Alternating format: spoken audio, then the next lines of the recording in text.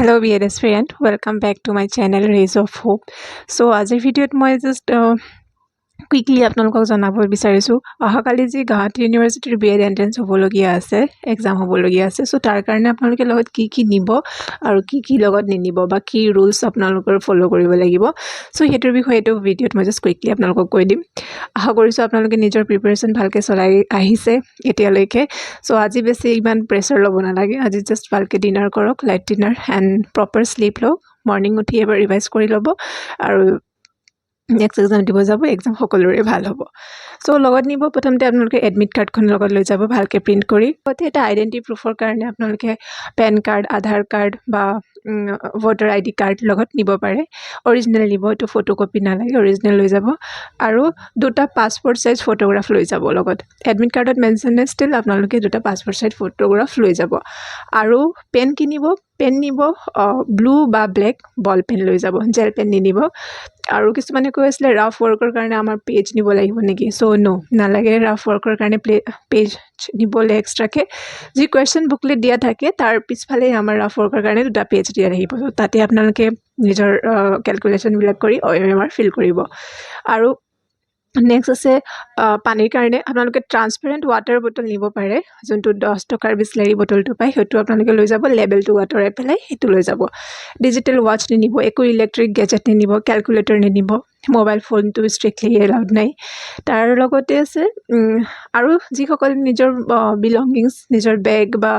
mobile phone সেইবিলাক লগত নিব তো সেইখিনি তেওঁলোকে এক্সামিনেশ্যন হলৰ বাহিৰতে থ'ব লাগিব আৰু তাৰ ৰিস্ক কিন্তু কোনো অথৰিটিয়ে নল'ব বা এক্সাম কলেজ অথৰিটিয়ে নলয় বা এক্সামিনেশ্যন যিসকলে পাতিছে তেওঁলোকে নলয় চ' নিজৰ ৰিস্কতে আপোনালোকে বস্তুবিলাক ৰাখিব লাগিব এক্সাম টাইমিং আছে আমাৰ 11 AM to 1 PM 2 hour exam হ'ব চ' এক্সামৰ এঘণ্টাৰ আগতে ৰিপৰ্টিং টাইম দিয়া হৈছে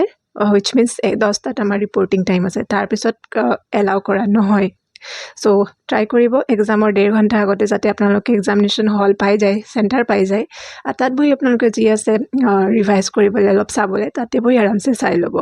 কাৰণ এতিয়া বৰষুণ বতৰ য'তে বৰষুণ হৈ আছে লাইক তেজপুৰত বৰষুণ হৈ আছে চ' নগাঁৱৰ ফালে নাজানো গুৱাহাটীৰ ফালে নাজানো চ' ট্ৰেফিকৰ প্ৰব্লেম হ'ব পাৰে সেইকাৰণে আপোনালোকে ট্ৰাই কৰিব এক্সামৰ যি টাইম দিয়া আছে বা ৰিপৰ্টিং টাইম যি দিয়া আছে তাৰ আগতেই অকণমান যাতে আপোনালোকে এক্সামিনেশ্যন চেণ্টাৰ গৈ পাই যায় আৰু কুৱেশ্যন এটেম্প্ট কৰোঁতে কি কৰিব লাগিব এইটো এক্সাম OMR বেষ্ট হয় আমি জানো সকলোৱে CBT মড নহয় চ' কুৱেশ্যনৰ এখন বুকলেট দিব সেইখন চাই পেলাই লগত এটা OMR দিব সেই তাত আমি কুৱেশ্যন ইয়াত পঢ়িম আৰু OMRত আমি আনচাৰবিলাক ফিল কৰিম এইটো হ'ল আৰু কুৱেশ্যন বুকলেট আকৌ আপোনালোকৰ এক্সাম হৈ যোৱাৰ পিছত কুৱেশ্যন পেপাৰখন আৰু যি OMRখন দুয়োটাই ছাবমিট কৰিব লাগিব কেনেকৈ এক্সামত আমি এটেম্প কেনেকৈ কৰিম কোনখিনি কুৱেশ্যন কৰিম প্ৰথমতে চ' প্ৰথম কথা আপোনালোকে 100টা কুৱেশ্যন আহিব 100টাৰে 100টাই কুৱেশ্যন এটেম্প কৰিম বুলি নাভাবিব অ'কে কাৰণ গোটেই 100 কুৱেশ্যন চবেই পৰা নাথাকে আৰু এটা দুটা ডিফিকাল্ট থাকিব বা আমি নাজানিম তেনেকুৱা ধৰণৰ থাকিব তো সেইবিলাক কুৱেশ্যন আপোনালোকে আৰামছে স্কিপ কৰি দিব বিকজ ইয়াত নিগেটিভ মাৰ্কিং আছে এটা কুৱেশ্যন যদি ভুল হয় আপোনালোকৰ 1 মাৰ্কছ ডিডাক্ট হৈ যাব আৰু কম্পিটিশ্যন বহুত হাই আছে চ' বেটাৰ আপোনালোকে কুৱেশ্যন ৰং কৰি নাহিব যিখিনিত ফুল কনফিডেণ্ট আছে সেইখিনি এটেম্প্ট কৰিব আৰু যিখিনিত অলপ ডাউট আছে তো সেইখিনি এটা দুটা তেনেকৈ কৰি আহিব পাৰে অ'কে এইটো মোৰহে ছাজেশ্যন যদি 100টাৰ ভিতৰতে 100টা যদি আপোনাৰ কনফিডেণ্ট আছে কি মই পাৰোঁ গোটেইখিনি তো ৱেল এণ্ড গুড কৰি আহিব কিন্তু টোক্কা মাৰি নাহিব টোক্কা সদায় আমাৰ কামত নাহে তো টোক্কা হ'লে আপোনালোকৰ যদি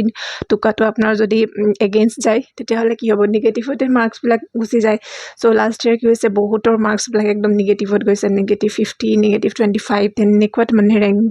লিষ্ট চবৰে আহি যায় ন যিসকলে এক্সাম দিছে চ' চবৰেতো মেৰিট লিষ্টটো আহি যায় আৰু তাত কোনে কিমান মাৰ্কছ পাইছে তেনেকৈ আহি যায় চ' লাষ্ট ইয়াৰ নিগেটিভ মাৰ্ক বহুতেই পাইছে চ' সেইটো নকৰিব